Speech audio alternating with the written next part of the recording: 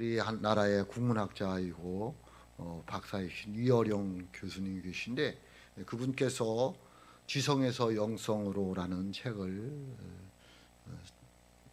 썼습니다. 그 책에 보면 이런 내용이 있습니다. 어릴 적에 처마 밑에 제비가 살았다고 합니다. 저도 어렸을 때 보면 제비가 와서 처마 밑에 바로 제비집을 짓고 사는 것을 보았습니다. 따뜻한 봄날 제비가 날아와서 처마 밑에 둥지를 틀고 새끼를 낳고 벌레를 잡아다가 그 새끼들에게 먹이를 주며 살다가 가을이 되면 따뜻한 남쪽 나라로 날아가게 되는 것입니다. 그런데 사람들은 하늘을 나는 새들을 엽총으로 쏘아서도 잡아서 먹었는데 제비에게는 그러지 않았습니다. 심지어 작은 참새도 잡아서 구워 먹었는데 왜 제비는 손에 잡힐 수 있는 의치, 또 새 그물이나 총으로 잡을 수 있는데도 잡지 않았을까요? 그 책에 보면 그렇게 이야기를 하고 있습니다. 제비는 인간을 철저히 믿고 자기를 맡겼다는 것입니다. 인간에게 자신을 통째로 맡긴 것입니다. 그래서 맡김을 받은 자에게는 책임이 따른다는 거죠. 그래서 제비들을 인간이 잡아먹지 않는다, 이렇게 이야기를 합니다. 제비는 도대체 어떤 담력을 가졌기에 그 처마 밑에 둥지를 틀 수 있었을까요? 그에게는 사람을 믿는 믿음이 있었다는 거죠. 확인은 해보지 않았지만 저는 그 말에 동감을 했습니다. 제비가 사람들을 두려워하거나 사람들을 믿지 않았다면 그 제비집을 그 사람 그 처마 밑에 잡힐 수 있는 곳에 놓을 수가 없었다는 거죠. 제비가 사람들을 그렇게 믿으니까 사람들은 그 믿는 것에 대한 책임이 있어서 제비를 잘 보살피고 그냥 놔두었다는 거죠. 산에서 야생동물이 다쳐서 사람에게 오면 사람이 그 야생동물을 치료해 주잖아요. 왜 그럴까요? 그 야생동물도 사람에게 맡겨졌기 때문에 그렇습니다. 맡기면 책임을 지게 되어져 있습니다. 우리가 예수님을 믿잖아요. 그러면 예수님이 저와 여러분을 책임져 주실 줄로 믿습니다. 예수님은 저와 여러분을 책임져 주시기 위해서 하늘 보좌를 버리고 이 땅에 내려오셔서 십자가에서 피 흘려 돌아가셨습니다. 그 예수님을 믿는 저와 여러분을 예수님께서 책임져 주시지 않겠습니까? 저와 여러분을 예수님이 책임져 줄 걸 믿고 여러분 예수님 잘 믿으시기를 주님의 이름으로 축복합니다. 예수님은 하늘 보좌를 버리고 이 땅에 오셔서 우리에게 영원한 생명을 주시고 우리를 살리셨습니다.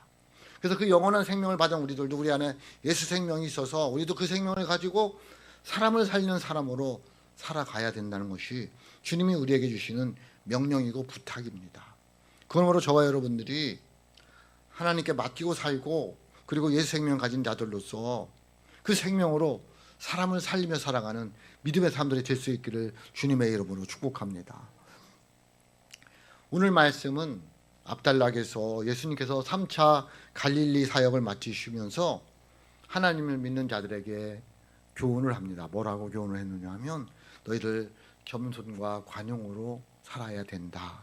그것을 실천하며 사는 삶을 살아야 된다 라고 말씀하시면서 오늘 말씀 이제 갈릴리 사역을 마치시고 예루살렘 성으로 올라가시는 내용입니다. 왜 예루살렘으로 올라가시는 걸까요? 십자가에 죽고 많은 사람들을 위해서 십자가에 죽기 위해서 올라가시는 것입니다. 그래서 예수님은 그 고난이 어렵고 힘든다는 것을 알게 됩니다. 그래서 굳게 결심하고 올라가는 예수님의 모습, 그리고 가는데 갈릴리에서 예루살렘으로 내려가려면 직통거리가 이 사마리아를 거쳐야 됩니다. 그런데 그 당시에 사람들은 사마리아를 거치지 않고 사마리아 위에서 베레아 지역을 통해서 올라갔습니다. 그런데 예수님께서는 사마리아를 거쳐서 예루살렘 성으로 가십니다. 왜 그랬을까요? 이 사마리아는 BC 722년도에 아수르라는 나라에게 이스라엘 백성들이 망합니다. 북이스라엘의 수도가 사마리아입니다. 그래서 망하게 되니까 이 아수르 사람들이 이 사마리아에 정책을 혼합 정책을 씁니다. 그래서 아수르 사람들과 혼합해서 살게 합니다. 종교적으로 민족적으로 이제 혼혈 정책으로 혼혈이 될 수밖에 없습니다. 순수성을 잃어버렸습니다.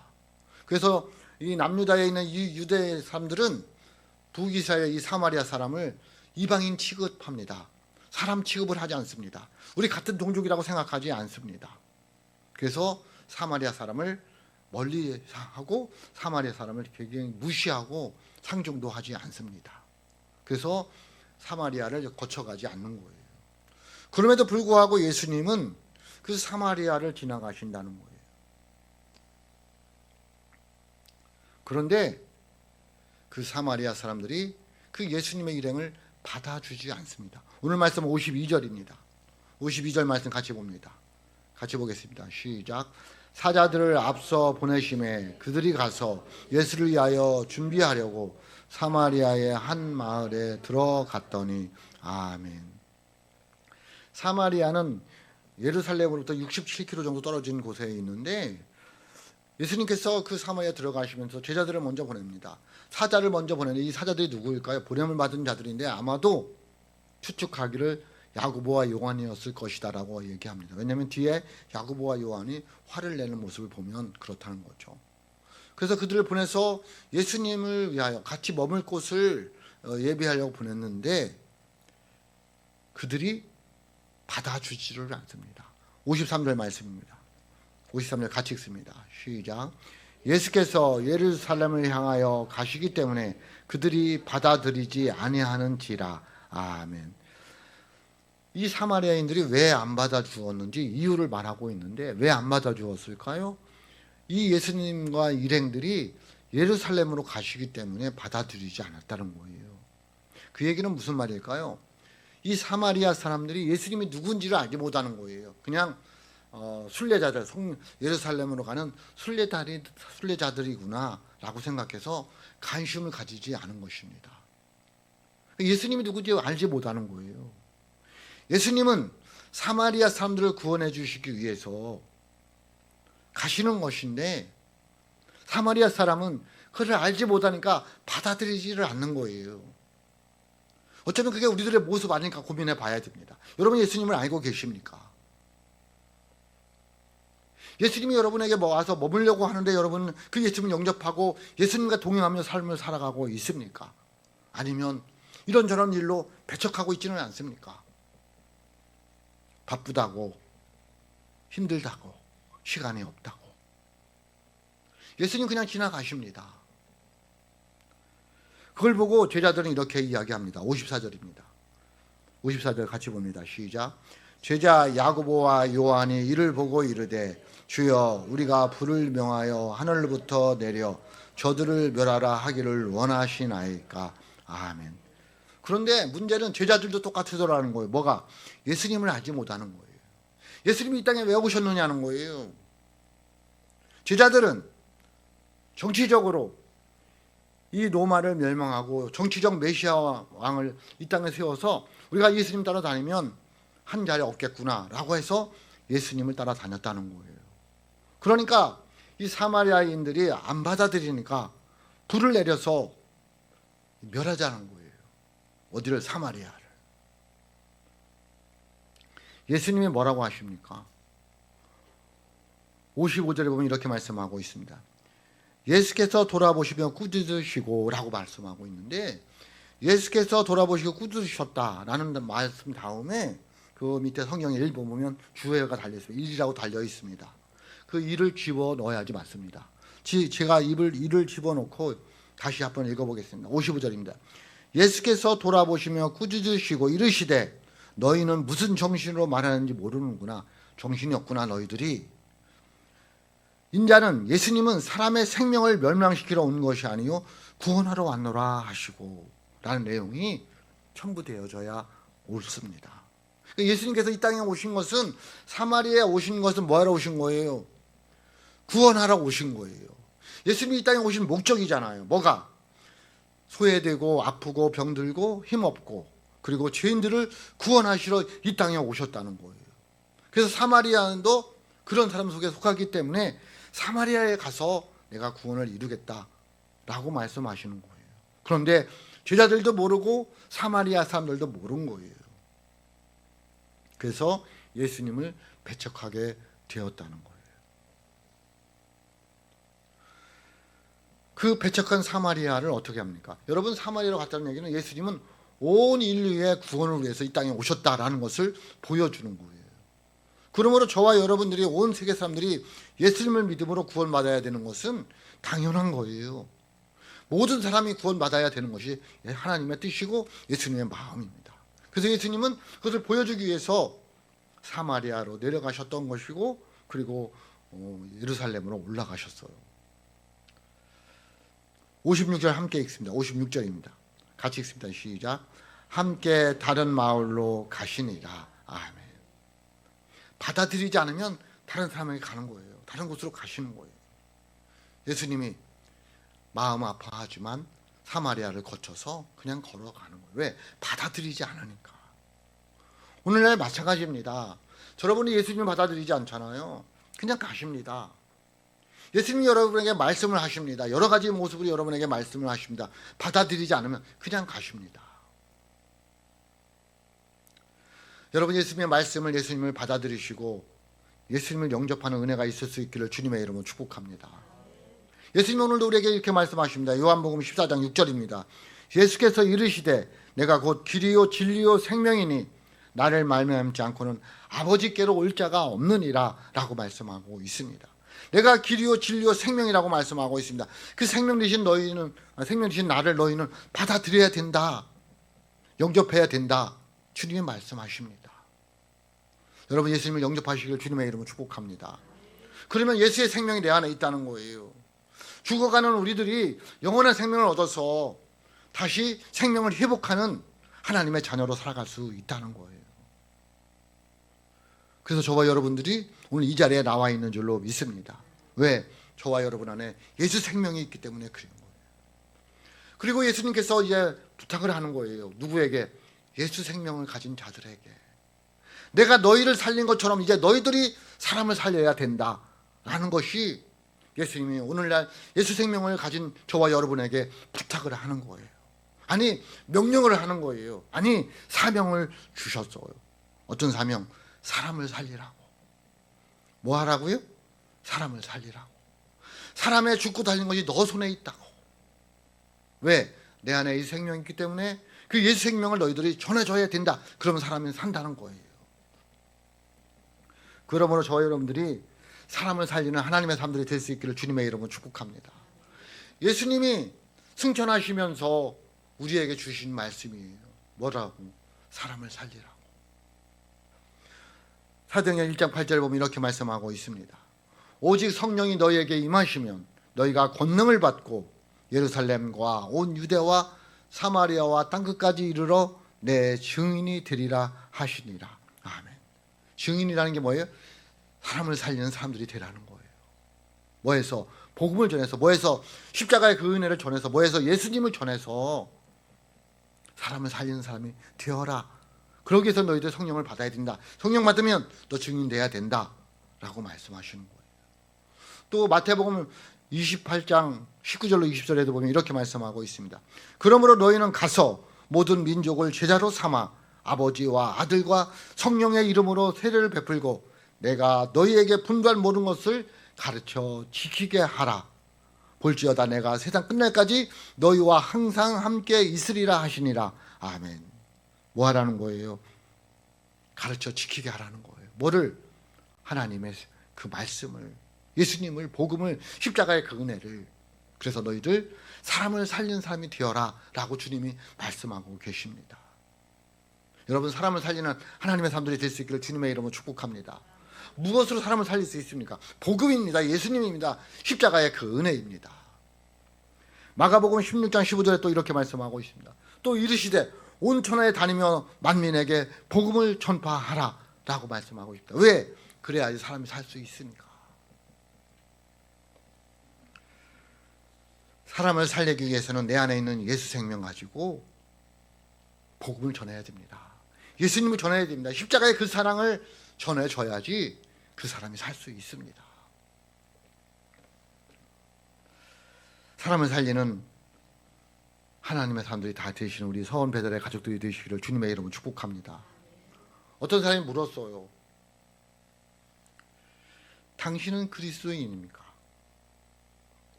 그래서 대답했죠. 예, 저는 그리스도인입니다. 그분이 한 번 더 물었어요. 당신은 정말 그리스도인입니까? 당신은 정말 진정한 그리스도인입니까?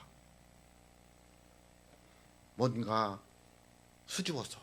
부끄러웠어요. 좀 당황스러웠어요. 왜? 내가 진정한 그리스도인일까? 내가 진실한 그리스도인일까? 생각해 보게 된 거죠. 여러분 한번 질문해 보세요. 여러분은 그리스도인입니까? 아니, 여러분 진정한 그리스도인입니까? 정말로 그리스도인입니까? 그리스도인이 누구입니까? 그 안에 예수 생명이 있는 사람들입니다. 그 예수 생명을 가지고 생명을 살리는 사람들이, 사람을 살리는 사람들이 진정한 그리스도인입니다. 여러분 진정한 그리스도인입니까? 정말 그리스도인입니까? 내 안에 예수 생명이 있음에도 불구하고 그 예수 생명을 사람을 살리는 데 사용하고 있습니까? 예수님을 전하고 있습니까? 복음을 전하고 있습니까? 십자가의 그 은혜를 전하고 있습니까? 진정한 그리스도인이 되시기를 주님의 이름으로 축복합니다. 사람을 살리는 사람들이 되기 위해서 어떻게 해야 될까요? 예수님의 십자가의 그 사랑으로 우리를 살리신 것처럼 우리도 복음을 통해, 예수님을 통해, 십자가의 그 은혜를 통해 사람들을 살리는 사람들이 되어야 됩니다. 어떻게 해야 될까요? 첫째는 확신이 있어야 됩니다. 확신이 있어야 됩니다. 흔들리지 말아야 됩니다. 마귀의 유혹에, 세상 때문에, 사람 때문에, 환경 때문에 신앙이 많이 흔들린다는 거죠. 왜? 확신이 없으니까. 무슨 확신? 구원받는 확신. 하나님 나와 함께 한다는 확신. 그래서 예수 믿는 사람들은 5가지 확신을 가지고 있어야 됩니다. 굉장히 중요합니다. 첫째는 구원받은 확신입니다. 내 안에 예수 생명이 있기 때문에 나는 구원받았다. 모든 죄에서 사함받고 영원한 생명을 내 안에 가졌다. 라는 구원의 확신이 있어야 됩니다. 두 번째는 성령님이 나와 함께 하신다는 확신이 있어야 됩니다. 그래야지 능력 있게 이 세상을 살아갈 수 있습니다. 성령님이 저 여러분의 함께 하심을 믿으시길 주님의 이름으로 축복합니다. 구원받은 확신과 성령이 나와 함께 한다는 확신이 있는 사람들은 기도의 응답의 확신이 있습니다. 기도하면 하나님이 응답해 주신다. 그리고 기도에 응답해 주심으로 하나님께 영광이 되는 삶을 살아간다라는 확신이 있다는 거예요. 구원의 확신이 있고 성령님과 함께 한다는 확신이 있고 기도의 응답의 확신이 있고 네 번째는 뭘까요? 천국에 대한 소망이 있습니다. 확실히 있습니다. 난 천국 간다. 천국은 반드시 있다. 난 천국 간다는 확신이 있다는 거예요. 여러분 확신 있는 믿음의 사람들이 되시길 주님의 이름으로 축복합니다. 한 가지 더 있습니다. 무슨 확신이 있어야 될까요? 나는 세상을 변화시킬 수 있다는 확신을 가져야 돼요. 여러분이 세상을 변화시킬 수 있습니다. 죽어가는 세상, 여러분이 소금과 빛의 역할을 감당해서 세상이 변화될 줄로 믿습니다. 그 확신이 있어야 된다는 거예요. 그 확신이 있는 사람들은 예수 생명을 전하면서 사람을 살리는 사람으로 살아간다는 거예요. 그래서 사람을 살리는 사람들은 이 확신을 가지고 살아가야 된다라고 말씀하고 있습니다. 디모데후서 3장 14절에 보면 이렇게 말씀하고 있습니다. 그러나 너는 배우고 확실한 일에 거하라. 너는 네가 누구에게서 배운 것을 알라 라고 말씀하고 있습니다. 확실한 일에 거해야 됩니다. 확신을 가져야 됩니다. 흔들리지 말아야 됩니다. 왜? 우리는 예수 생명을 가지고 사람을 살려야 되는 사람들이기 때문에 그렇습니다. 여러분이 흔들리면 어떻게 사람을 살릴 수 있습니까? 죽어가는 그 영혼, 멸망의 길로 가는 그 사람 불쌍하지 않습니까? 살려야 되지 않겠습니까? 두 번째 어떻게 해야 될까요? 고난을 감수해야 합니다. 오늘 51절 말씀입니다. 51절 같이 봅니다. 같이 읽습니다. 시작. 예수께서 승천하실 기약이 차감해 예루살렘을 향하여 올라가기로 굳게 결심하시고 아멘. 예수께서 승천하실 기약이 차감해, 승천이라는 말은 예수님께서 하나님 앞으로 올라가는 걸 말하고 있는데, 여기서 이 승천이라는 것은 예수님이 십자가에 죽으시고 고난받으시고 죽으시고 부활하여 승천하는 것까지 과정을 포함해서 승천하는 날이 기약이 차감해라고 말하고 있는 거예요. 그러니까 예수님은 지금 갈릴리를 떠나서 예루살렘 성으로 가면 뭐를 아는 거예요? 고난받고 십자가에 죽는 고통을 당할 것을 아신 거예요. 그런데 그 고난을 감수하고 가는 거예요. 그게 생명을 살리는 사람들의 모습이어야 된다는 거예요. 생명을 살린다고 하면서, 내 안에 예수 생명이 있다고 하면서, 사람을 살린다고 하면서 고난이 없는 인생을 살아간다고 하는 것은 말이 되지를 않다는 거예요. 그래서 예수 믿는 사람들은 고난을 감수할 수 있는 믿음, 영역, 영성, 능력이 있어야 된다는 거예요. 이 세상 사는 날 동안에는 고난이라는 것은, 아픔이라는 것은 있을 수밖에 없는 거예요. 그런데 예수 믿으면서 고난 당하느냐, 예수 믿지 않고 고난 당하느냐가 중요한 거예요. 예수님 때문에 고난을 당하는 거냐, 그렇지 않은 거냐, 그 고난만 있을 뿐이지 고난이 없을 수가 없다는 거예요. 뭐 해도 예수를 믿어도 고난이 있다는 거예요. 그 고난을 어떻게 바라보느냐는 거예요. 예수님 때문에 당하는 고난이냐는 거예요. 아니면 마귀가 갖다 주는 고난이냐는 거예요. 해석을 잘해야 됩니다. 여러분의 고난이 없을 수 없다니까요. 고난 없는 사람이 어디 있습니까? 예수님도 십자가에 피 흘려 돌아가시기까지 고난 당했는데, 예수 믿는 우리들이 고난을 안 당한다는 것은 말이 되지 않습니다. 예수 안 믿는 사람도 고난, 그럼 예수 안 믿는 사람 고난 안 당하나요? 더 당합니다. 왜? 그들은 멸망의 길로 가는 고난을 당하는 거예요. 예수 믿는 우리는 고난 당하지만 그 고난 속에서 하나님의 복이 있고 하나님의 인도하심이 있고 하나님의 나에게 주신 메시지가 있다는 거예요. 고난을 어떻게 보느냐는 거예요. 이런 고난이든 저런 고난이든 여러분에게 당하는 고난을 감수하는 믿음이 있을 수 있기를 주님의 이름으로 축복합니다. 그런 사람들이 생명을 살릴 수 있어요. 왜? 이 세상에 다 고난당하는 사람이 있기 때문에 그 고난당하는 사람들에게 내가 고난을 이긴 것을 이야기하면서 예수님이 도와주셨다, 하나님이 도와주셨다, 그걸 말할 수 있기 때문에 그런 거예요. 제가 오늘 고난에 대해서 이야기하고 싶은 건 아니지만 마귀가 갖다 주는 고난은 무조건 이겨야 됩니다. 중요한 것은 우리가 예수를 믿으면서 당하는 고난인 거예요. 성경에는 애매히 당하는 고난이라고 해야 될까요? 그런데 그런 고난만이 있는 것이 아니라 하나님이 나에게 메시지를 주기 위해서 주는 고난이 있어요. 복을 주시기 위해서 주는 고난이 있어요. 나를 믿음에 성장시키기 위해서 주는 고난이 있어요. 잘 이해를 하셔야 됩니다. 고난이 아니고서는 하나님이 우리를 하나님의 뜻대로, 하나님의 사람으로, 하나님의 뜻 가운데 살아가는 사람으로 만들 수 있는 방법이 없어요. 그 고난이 나를 사람으로 만들어 가는 거예요. 그 고난이 나를 하나님의 복의 사람으로 만들어 가는 거예요. 그러므로 생명을 살리는 사람들은 고난을 감수할 수 있어야 돼요.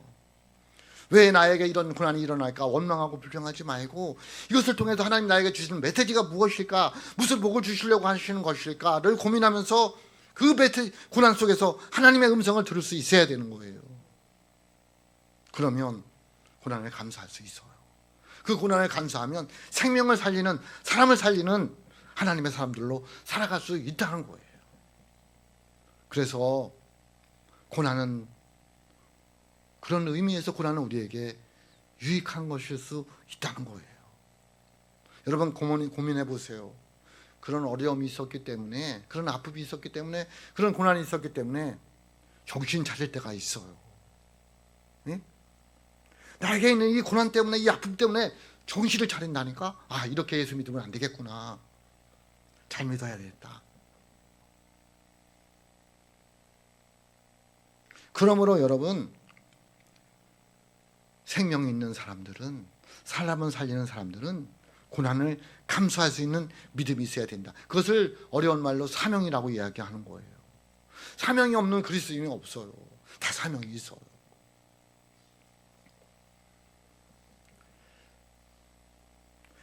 리빙스턴은 이렇게 이야기했어요. 인간은 사명적인 존재다. 인간은 사명을 위해서 태어났고, 이 사명을 위해서 살아가고, 이 사명을 위해서 마지막 죽는 것이라고 이야기를 했습니다. 사명의 사람들인 거죠. 그 사명생인 사람들은 고난이 있을 수밖에 없다라는 것을 여러분 믿으셔야 됩니다. 그리고 그 고난을 감수해서 여러분에게 주어진 사명 잘 감당하는 믿음의 사람들이 되시기를 주님의 이름으로 축복합니다. 그것은 사람을 살리는 거예요. 사람을 살려야 됩니다. 내가 사명을 다했을 때, 사람을 살리는 사명을 다했을 때에 하나님 앞에 섰을 때 하나님 뭐라고 그럴까요? 여러분의 손을 잡고 잘했다 충성된 종아, 착하고 충성된 종아 라고 말하지 않을까요? 우리 어느 날 하나님 앞에 설 텐데 하나님이 저 여러분에게 하는 말이 어떤 말을 듣고 싶습니까? 수고하고 충성된 종아 잘했다, 수고했어, 그래야 되지 않을까요? 그러기 위해서는 여러분의 당하는 고난을 감수하고 사람을 살리는 하나님의 사람들이 될 수 있기를 주님의 이름으로 축복합니다. 세 번째, 어떻게 살아야 될까요? 결단해야 됩니다. 결심하고 결단해야 됩니다. 오늘 말씀에 보면 51절 읽었는데요, 보면 뭐라고 하면 굳게 결심하고, 예? 그냥 결심한 게 아니고 굳게 결심한 거예요. 굳게 결심한다는 얘기를 들으면서 제가 우리는 결심하고 결단해야 된다는 거예요. 결심은 마음으로만 하는 거예요. 예수 잘 믿어야지. 결심하잖아. 그리고 뭐가 없어요? 행함이 없어요. 왜? 결단이 없기 때문에 그래요. 결심하고 결단해야 돼요. 굳게 결심하고 삶으로 옮기는 게 결단이에요. 많은 믿음의 사람들이 결단을 합니다. 결심을 합니다. 신앙생활 잘해야지. 신앙생활 잘해야지. 전도해야지. 성경 읽어야지. 기도해야지. 충성하고 헌신해야지. 결단이 안 되니까 행함이 없는 거예요. 결심하고 결단하는 은혜가 있을 수 있기를 주님의 이름 축복합니다. 그래야지 사람을 살릴 수 있어요. 빌립보서 1장 20절로 21절에 보면 이렇게 말씀하고 있습니다. 나의 간절한 기대와 소망을 따라 아무 일에든지 부끄러워하지 아니하고 지금도 전과 같이 온전히 담대하여 살든지 죽든지 내 몸에서 그리스도가 존귀하게 되게 하려 하나니 이는 내게 사는 것이 그리스도니 죽는 것도 유익함이라. 아멘. 이게 무슨 말일까요? 결심하고 결단했다는 거예요. 나는 사나 죽으나 나에게서 주님의 영광만 드러나면 된다는 거예요. 네? 주님만 존귀케 되면 된다는 거예요.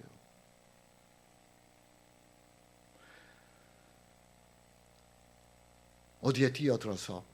사람을 살리는 일에 뛰어들어서. 예수님의 생명은 나를 살려준 것처럼 나도 사람을 살리는데 사나 죽으나 뛰어들겠다는 거예요. 그렇게 결심하고 결단하고 살아가는 사람이 사도 바울이어서.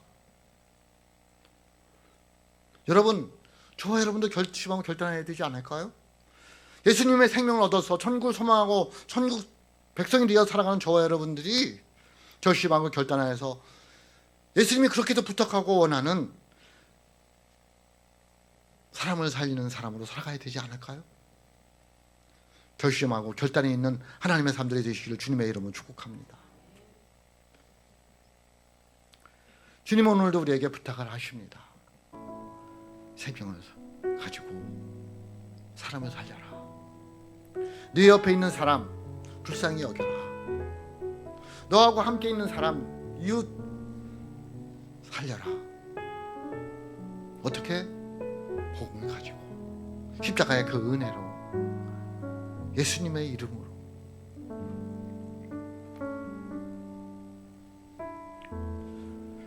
저와 여러분은 영원한 생명, 예수님의 생명을 가지고 있는 사람들로 믿습니다. 그래서 우리가 구원받고 살아가고 있습니다. 천국 백성으로 살아가고 있습니다. 여러분, 구원의 확신을 가지고 어떤 고난도 감수하고 결심하고 결단하여서 영원한 생명이신 예수님을 전하면서 사람을 살리는 하나님의 사람들이 다 되는 우리 서원배덕교회 가족들이 되시기를 주님의 이름으로 축복합니다. 기도하겠습니다.